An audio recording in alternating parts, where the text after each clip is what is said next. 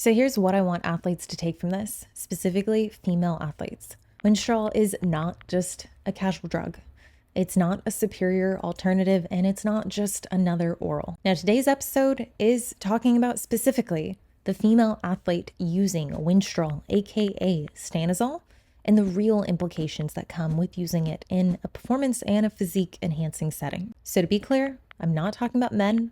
I'm not talking about open bodybuilding, and I'm not talking about women who have a high risk tolerance. This video is 100% about female usage for someone who, yes, they might be in the wellness, figure, women's physique, women's bodybuilding divisions, yet they want to do what they can to preserve their femininity. And even though they may have accepted some risk historically, they don't want to go into using PEDs blindly. And this is where, for the individual who is risk averse, who would like to preserve as much of their femininity as they can, the consequences, the biology, and the risk are completely different. And the reason I'm making this video is because recently a friend asked me whether or not I had any input, any additional information on her using Winstrol as she gets ready for her Figure Pro debut. And although this is something that I typically run into on one-time consultations when I'm working with some of the higher level divisions or with current athletes who, may be in the bikini division or recreationally have been instructed that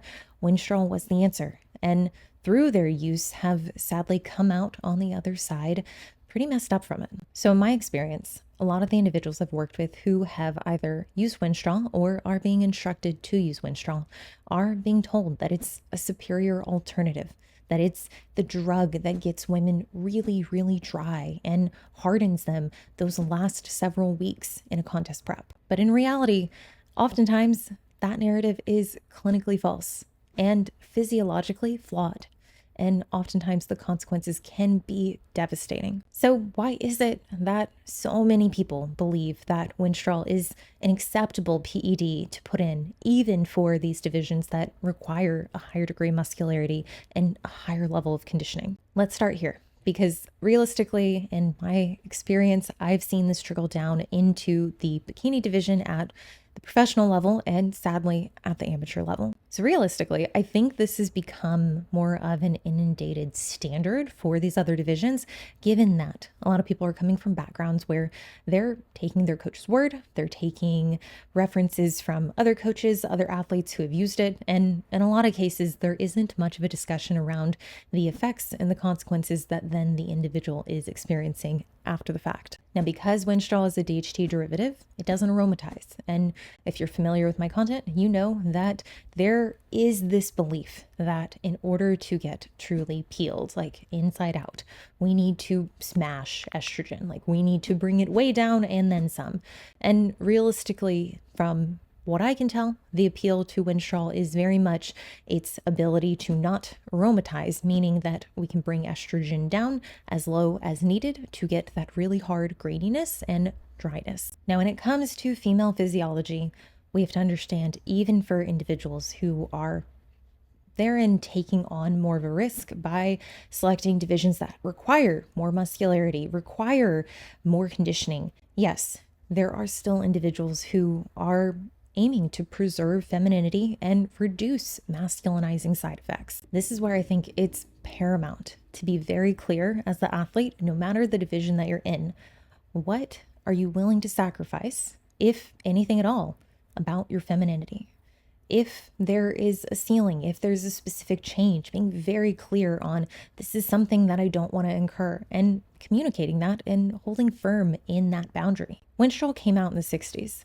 It was used to treat osteoporosis, angioedema, and growth failure. Now, what you need to know, and many don't, is that it doesn't aromatize into estrogen.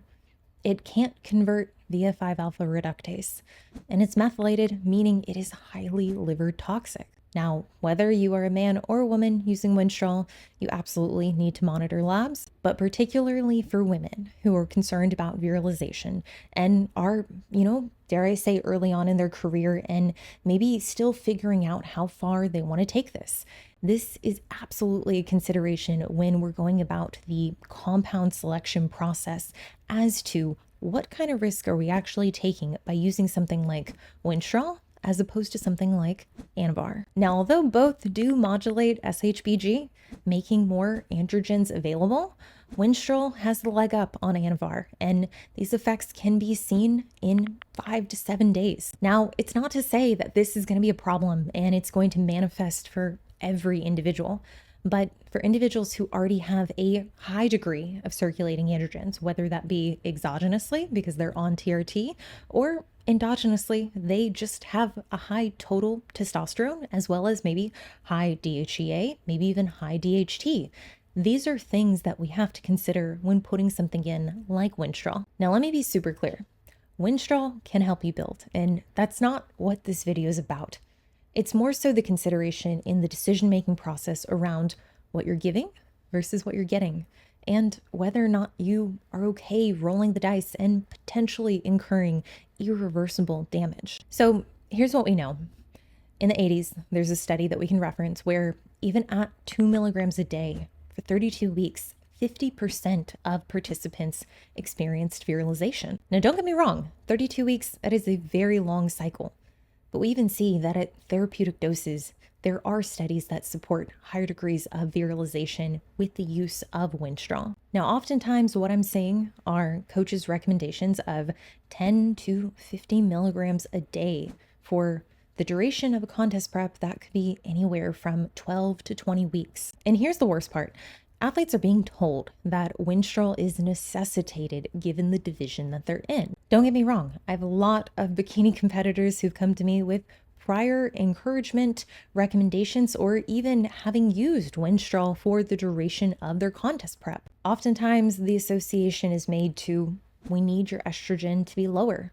We need to fill you out and make you fuller and help you build muscle while also keeping you dry, also minimizing estrogen levels and decreasing water retention. Now let's actually tackle this very popular argument, which frankly, from my POV, I see it across all divisions. The argument being you need X compound, in this case, Winstrol, in order to get super lean. Or on the flip side, you're not getting lean enough. I think it's because your estrogen's too high.